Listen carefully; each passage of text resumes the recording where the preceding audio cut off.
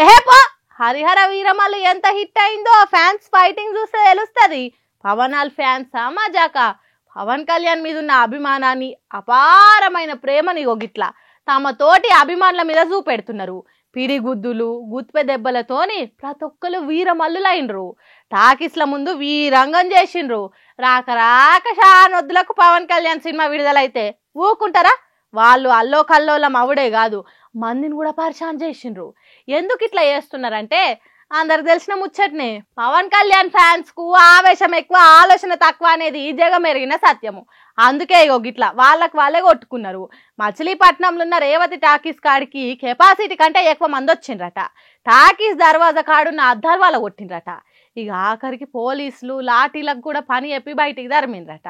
ఎంత ఏపీకి deputy CM fan అయితేంది? ఓ పద్ధతి పాడనేది ఉంటుంది, దాన్ని పాటించాలే కదా. అది లేక లాఠీలకు పని చెప్పాల్సి వచ్చిందట.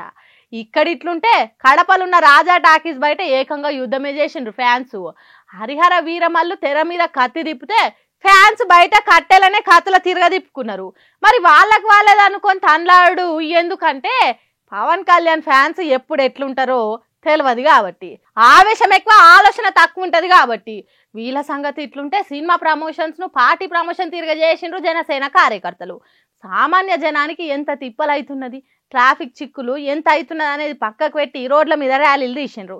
ఎంతైనా పవన్ కళ్యాణ్ ఫ్యాన్స్ కదా, వాళ్ళ అభిమాన హీరో చెప్పినట్టు కొద్దిగా తిక్కుంటది కానీ దానికి లెక్కుండది, పత్రం ఉండదు.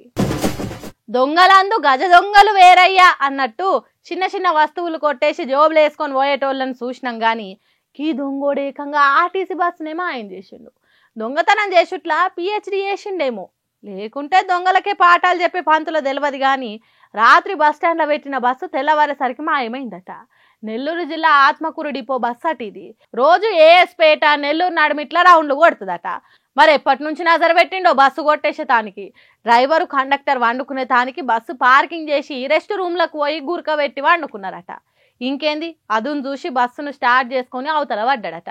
మరి అది సైకిల్ అనుకున్నాడో లేకుంటే అత్తగారు పెట్టిన కొత్త బండి అనుకున్నాడో, ధూమ్ సినిమాల రుతిక్ రోషన్ తీరుగా రోడ్డు మీద అడిగా పోతున్నాడట.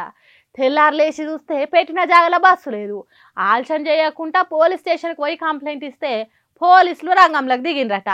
సీసీ కెమెరాలు చెకింగ్ చేసుకుంటా పోతుంటే బుచ్చిరెడ్డిపాలెం అనే ఏరియా టోల్ గేట్ కాడ బస్సును దొరకబట్టిండ్రట. వారి బస్సు దొంగ, నీకు ఎంత ధైర్యం ఉంటే బస్సును కొట్టేస్తావురా? అదేమన్నా దాస్తే దాగే బొమ్మ బస్సు అనుకున్నావారా? నడు పోలీస్ స్టేషన్ కని దొంగలకు ఇచ్చే ట్రీట్మెంట్ ఇచ్చే తనకి దొరకపోయిందట.